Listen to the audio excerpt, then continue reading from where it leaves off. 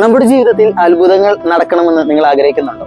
അങ്ങനെയാണെങ്കിൽ അതിനുള്ളൊരു എളുപ്പവഴി മത്തായിയുടെ സുവിശേഷത്തിലുണ്ട്. ഇപ്രകാരമാണിത്.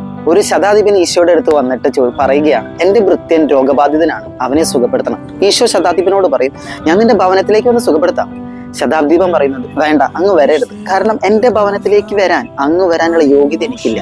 എന്റെ കീഴിൽ ഒരുപാട് ഭൃത്യന്മാരുണ്ട്. ഞാൻ പറയുന്നതെല്ലാം കൽപ്പിക്കുന്നതെല്ലാം ചെയ്യുന്നത് പോലെ ഒരു ഭൃത്യൻ. ഗുരുവേ, അങ്ങൊരു വാക്ക് കൽപ്പിച്ചാൽ മതി, എന്റെ ഭൃത്യൻ സുഖപ്പെട്ടുള്ളൂ. അവന്റെ വിശ്വാസം കണ്ട് ഈശോ ആശ്ചര്യപ്പെടുന്നുണ്ട്. ഒരു വാക്കുകൊണ്ട് മാത്രം തന്റെ ഭൃത്യൻ സുഖപ്പെടുമെന്ന് വിശ്വസിച്ച ഒരു ശതാധിപൻ. ഈശോ അവനോട് പറഞ്ഞത് എന്താണെന്ന് അറിയൂ?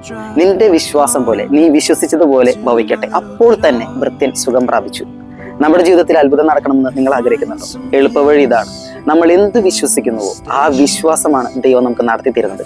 അത്ഭുതം നടക്കാനുള്ള ഏക മാർഗം വിശ്വസിക്കുക, പൂർണ്ണമായി വിശ്വസിക്കുക. അവന്റെ വാക്കിൽ പോലും അത്ഭുതങ്ങൾ നടക്കും.